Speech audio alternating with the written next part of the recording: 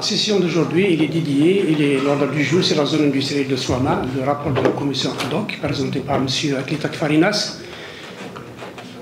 Un point de situation sur les projets structurants et le bilan du Wali.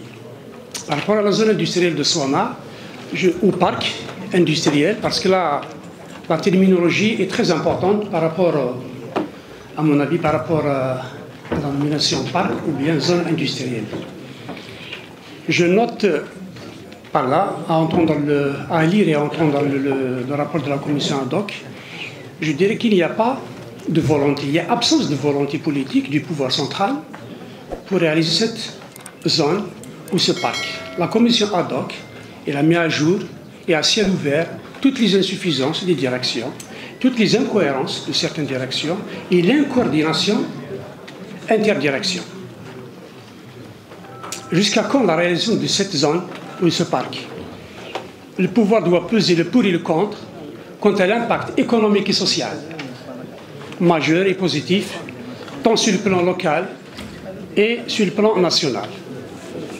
Par rapport au bilan du Wali, franchement, M. le Wali, voir certaines directions annoncer un taux de réalisation très bas, voire nul, ça donne à réfléchir et porter toutes les analyses et toutes les suspicions.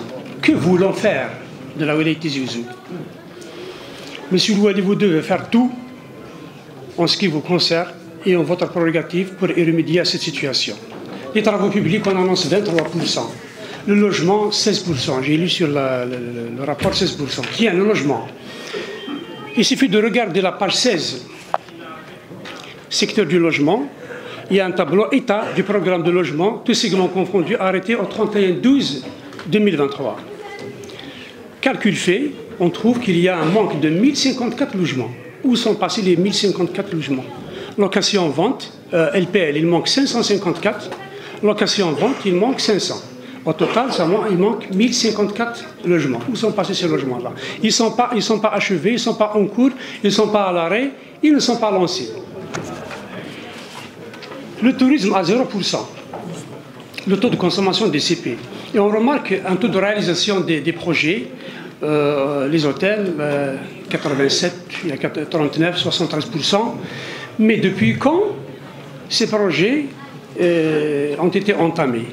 Le facteur temps, le délai de réalisation doit être pris en considération. Car quand on trouve un projet avancé à 85%, 90% sur une durée, alors qu'il devait être, il est entamé il y a 10 ans, ça revient au même. C'est un échec. C'est-à-dire que si le facteur temps n'est pas pris en considération, moi je pense que c'est un échec. Lors de la session ordinaire du 30 et 31 mars 2016, consacrée au bilan du Wali de l'année 2015, le président d'APUE a souligné le retard dans la réalisation des projets structurants.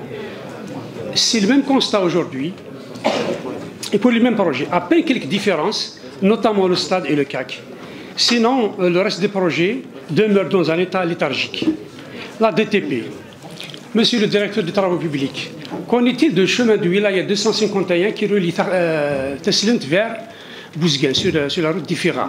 Il est complètement dans un état délabré. Et jusqu'à quand sa réflexion?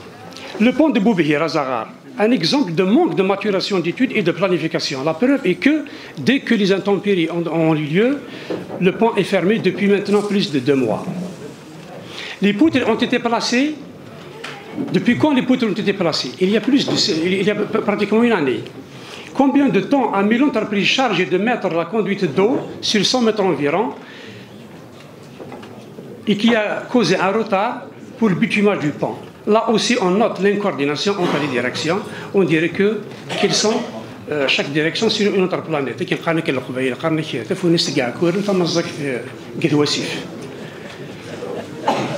On note aussi par rapport à la route de Chaoufa, dans un état très délabré, les automobilistes sont contraints de chercher un passage sain, évitant les parties. Évitant les parties délabrées, augmentant ainsi le risque d'accident. M. Yazid Belkalem a fait un accident de gouvernement d'ailleurs par rapport à ça. Beaucoup de nids de poules sont la cause de bouchons interminables et durables. À l'exemple du chemin, le pont de Oueda ici, juste à la rentrée avant l'hôpital psychiatrique, le bouchon a causé des encombrements de plus d'une semaine, alors que c'est un nid de poule qui nécessite même pas, je ne sais pas, même pas 5 minutes de réflexion. La route de Boubhir vers Iloula, c'est la CW9. Il y a un glissement de terrain qui continue à phagocyter la chaussée depuis plus de 2 mois.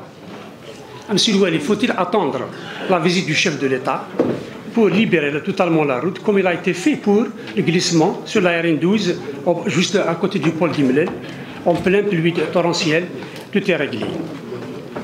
Bien que le chef de l'État a dit à la volonté.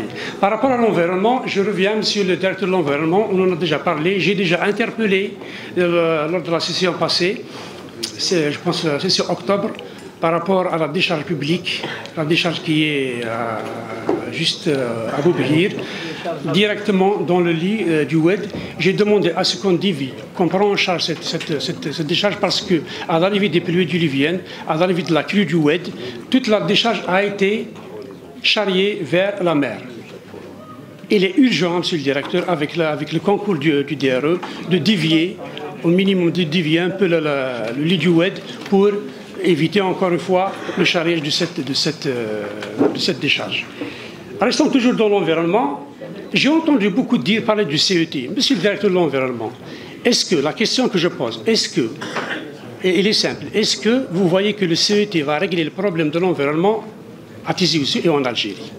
Est-ce que ce n'est pas le moment de recourir au tri et au compostage des déchets, comme elle a été fait par des citoyens, par des comités de village dans leur village? Merci beaucoup.